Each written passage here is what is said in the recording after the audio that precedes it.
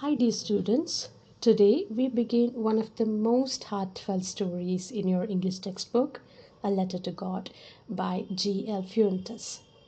The story beautifully reflects on faith, hope, and human helping nature.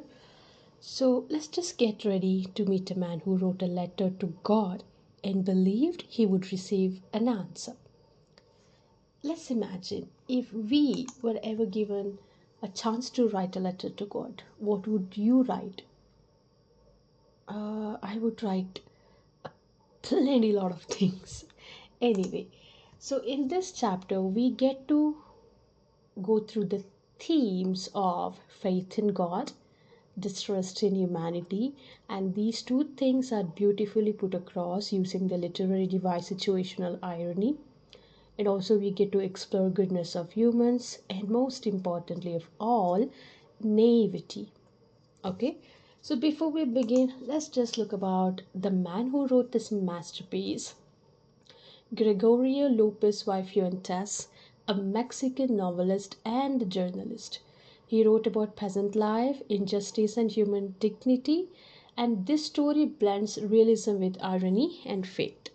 He often wrote about rural Mexican life and struggles of farmers, and also we can understand his stories majorly focus on social issues and dignity of common people.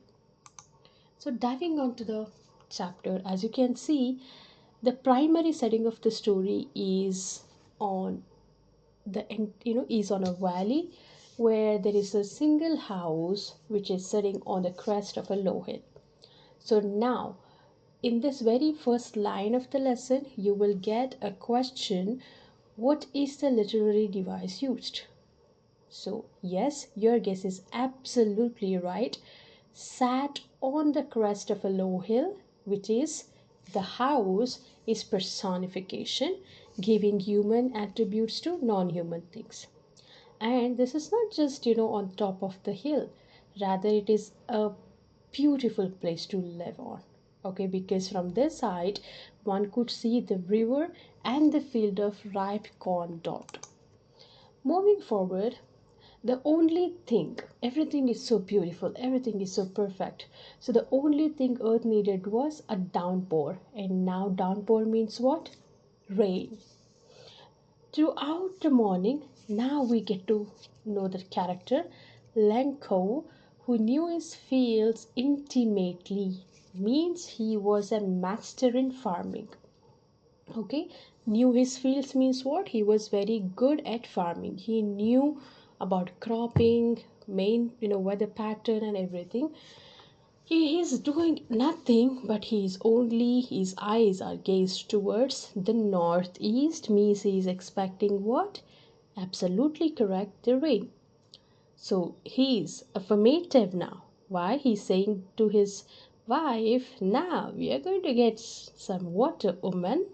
Yeah, now, yeah, woman is not something disrespectful. It is a way rural people often used to talk.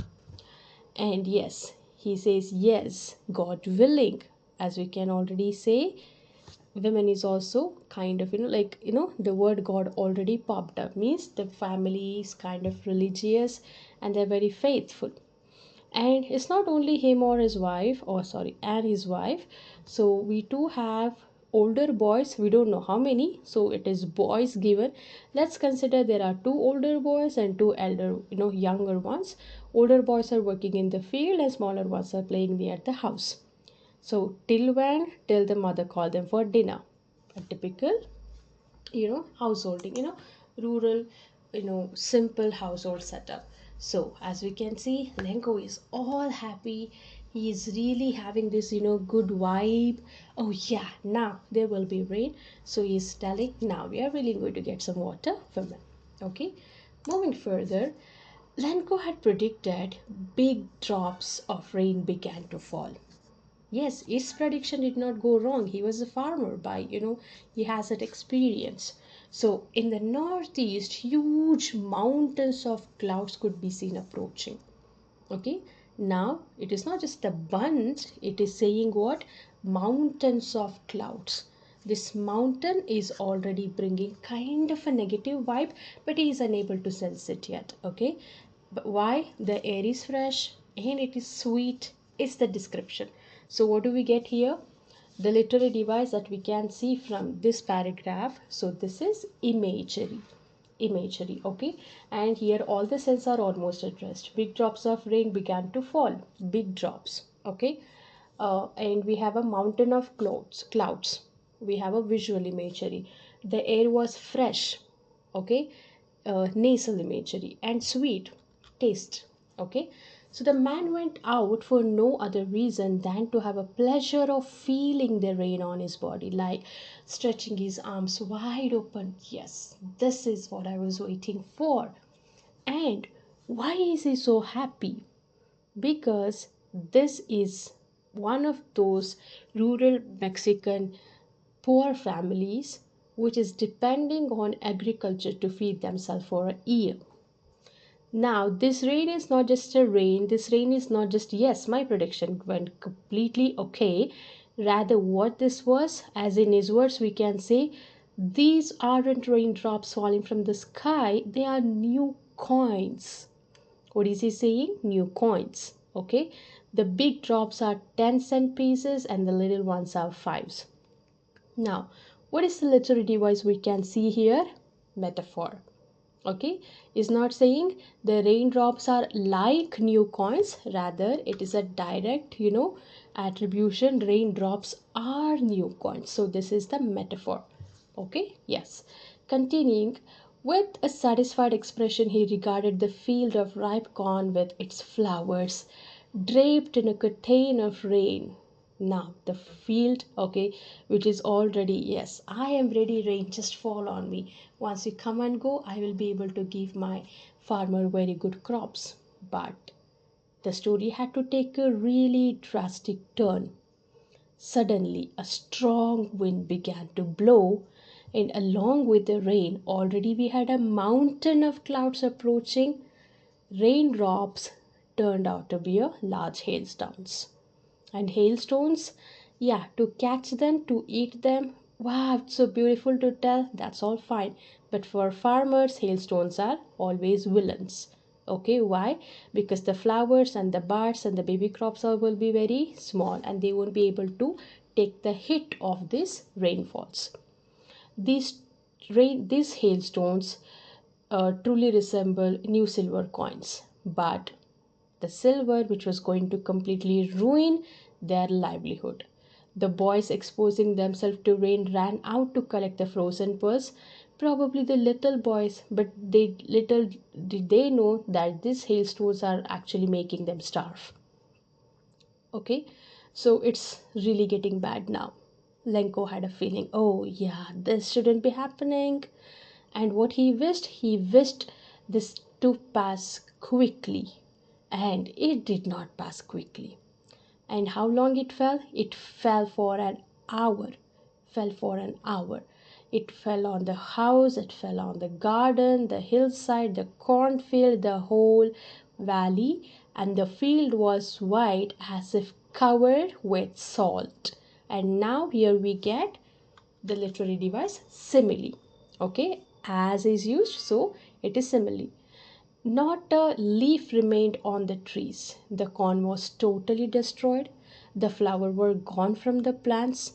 Lenko's soul was filled with sadness. Obviously, he's the man of the house, and we can clearly know the house is only one on the hilltop, and all they're depending on what? This corn. And we can clearly understand wife isn't working and boys are just working on the field, they are not working anywhere else, and they too have two little boys to feed who, without even understanding the gravity of the situation, are playing with hailstones. Okay, so Lenko has to feel literally complete, it's not just sadness, probably would be devastated. So when the storm had passed, he stood in the middle of the field and said to his sons, a plague of locusts would have left more than this. The hail has left nothing. Now this is an anecdote. What is anecdote? Referring to a historical or mythical or anything, like taking the reference. Okay, this plague of locust can be taken reference from biblical background. Okay, though this is not asked anywhere in your examination, so just to know it is good. Okay, and this year we will have no corn. Who is telling this one? These lines are said by Lencho. And that night was a sorrowful one. Okay, and we have all our work for nothing. There is no one who can help us. Will all go hungry this year. Who is telling this? Probably the wife. Okay, why? We will understand. Now, let's just understand the first set of questions. What did Lenko hope for? Lenko hope for downpour. Okay, why did Lenko say new raindrops were like new coins? Because these rains were going to ripen the corn and he could sell them, so yeah, they can earn some. And how did the rain change? What happened to Lenko's field? The rain changed into hailstorm and his field was completely destroyed. All crops and corn were gone. What were Lenko's feeling when the hail stopped? He was completely drenched in sadness. He was hopeless. Okay, so yeah, we can see him. It is really getting bad now, right? So now, moving on. Like, yeah, this is just a depiction. The plague of locusts would have left more than this. The hail has left nothing. This year we will have no corn.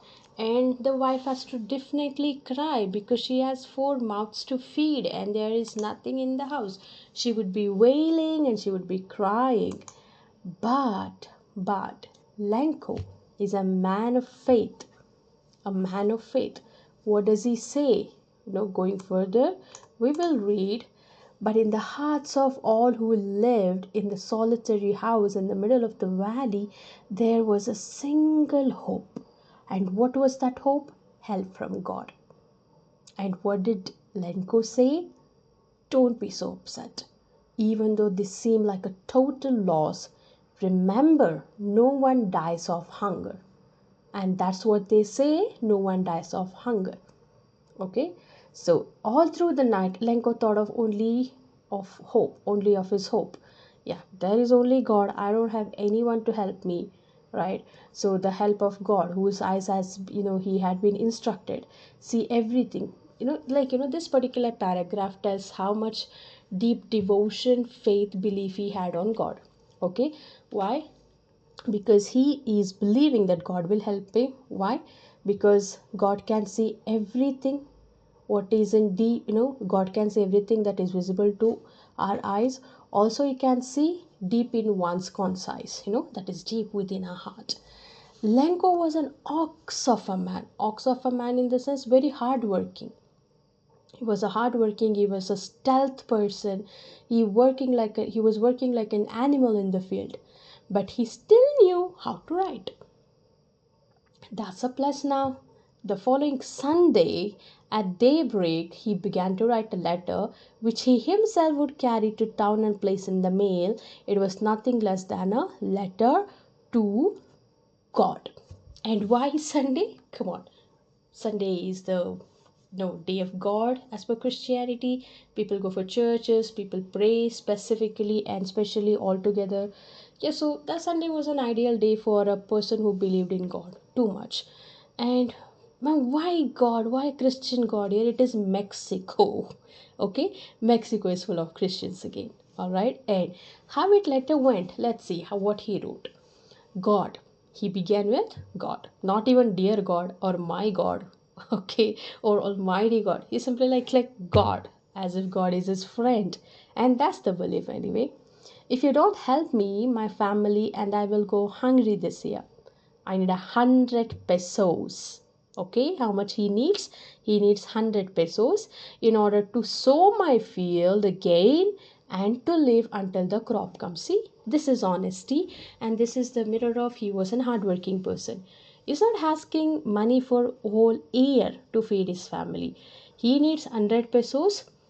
First thing, why? He needs the money to sow, and second one, he needs the money to keep his family tummy filled until the crop comes. So rest of yeah, you will take care of it.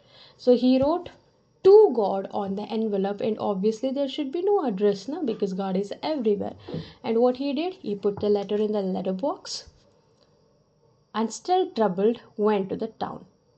and the post office. He placed a stamp on the letter and dropped it into the mailbox.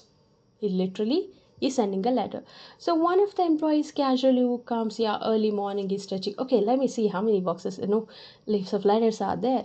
And who was a postman and also helped at the post office, went to the boss, laughing heartily, and showed him the letter to God. Never, it is funny, na? Definitely. If you are a postman and you go and see this letter, I mean, first of all, you won't open the letter, but you see on the top to God. You will be like, what? To God? Let's open and see. Okay, where is confidentiality? Like, we are talking about a rural setup, right? So let's skip those parts. Let's think, yeah, this is not there happening, right?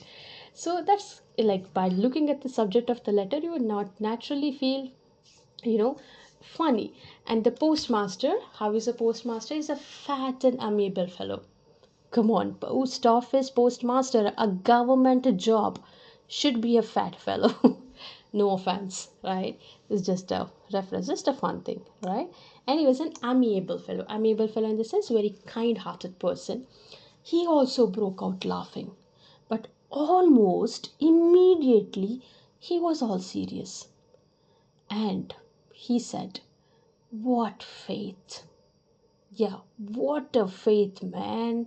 I had the faith of the man. I wish I had the faith of the man who wrote this letter, starting up a correspondence with God.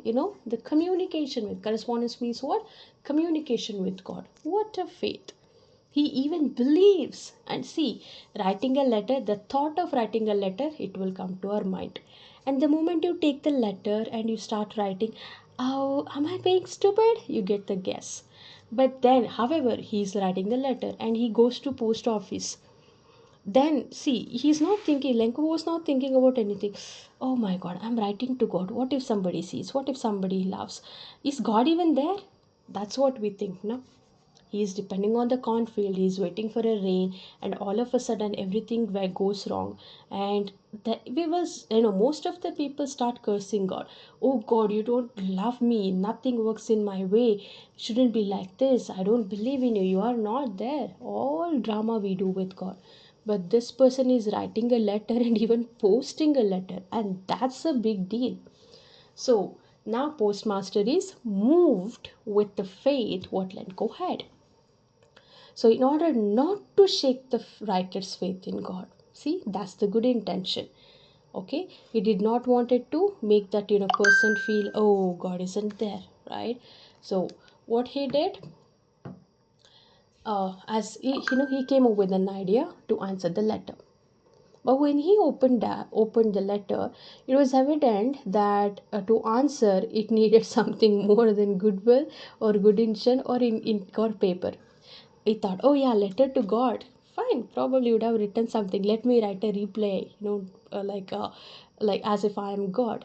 But when he looked at the thing, oh, I need to send some money to this person now. But he stuck to his resolution.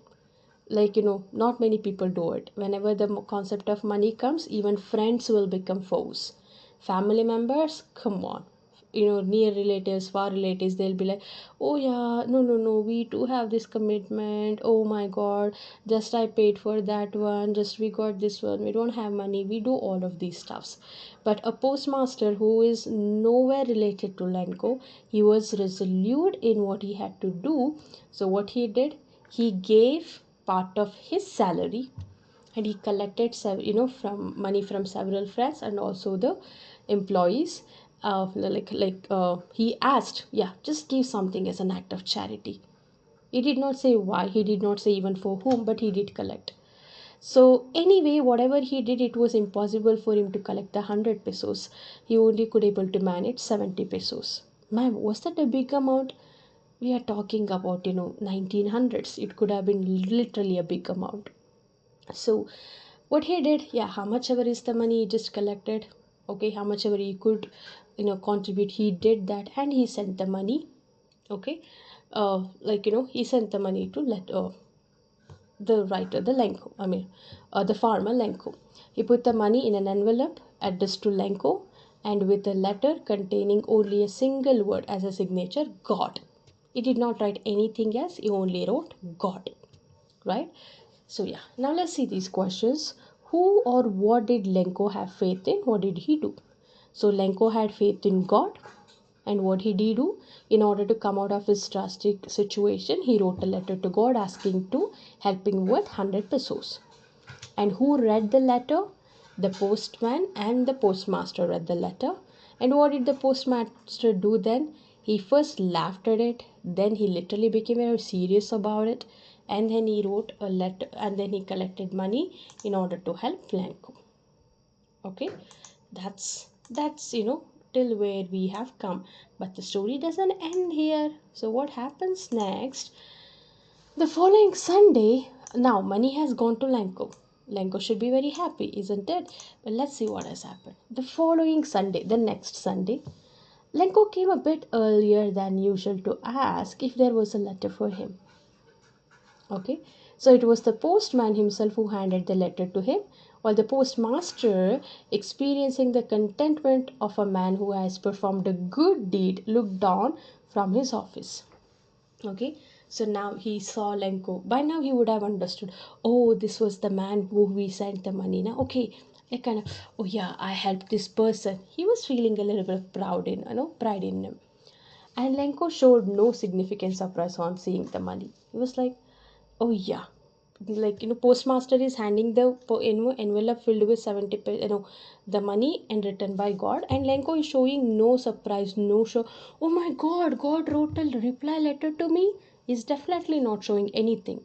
He just took the money, okay, because he was very confident God will definitely help him out. But he became angry immediately right after counting the money. Okay, and he was very much sure God could not have made a mistake, nor could he have denied Lenko what he had requested, because God is God. God gives us what we ask because we are his children. That's what is Lenko's belief. Immediately, Lenko went up to the window, asked for a paper and a ink, and on the public writing table he just started to write. Okay, and he was completely angry. His eyebrow, his forehead was wrinkling of his it completely was wrinkling, and caused by the effort he had to make the express of his ideas. It was not only his hand was writing, his eyes, his face, all the face puzzles were writing together.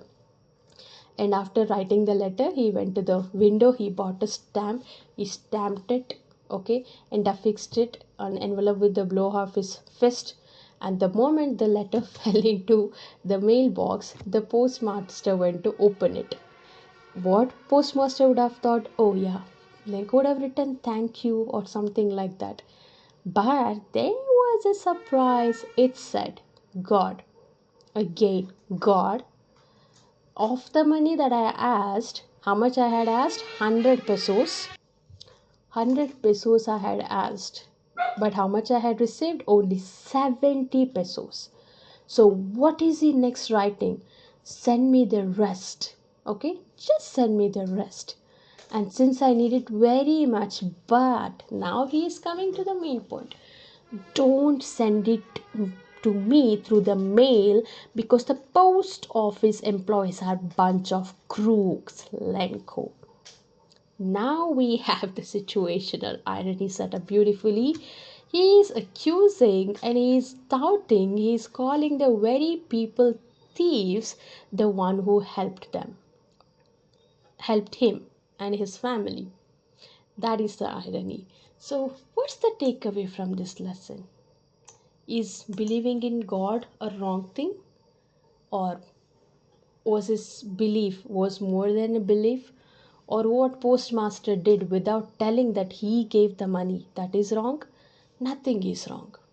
Okay, first thing, yeah, we can clearly tell that Lenko had faith in God, who he could not see, who he could not directly talk with, but he did not have faith in humans who were around them. Okay, according to the very religious book, that is Bible, because Mexico, as I told you, in the Bible itself it clearly says, okay, how could you love the God who you cannot see when you cannot love the person who you can see?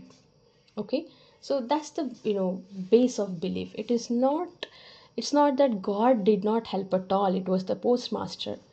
God actually did help through the postmaster. Okay, but Lenko was not able to even understand how God works. It's not belief in something that is needed, it is also understanding of the very belief that how it works. He was innocent, he was naive, he was a poor farmer, he was needy, he was desperate, that's all is fine. But even at the time of need, even at the time of big questions, we should definitely have faith in God, that what moves us, but we should not be definitely losing the faith in humanity. Why? The very God has created the humanity. Okay, now him believing in God is not the wrong thing, but him not believing in humans is something that is a questionable stuff.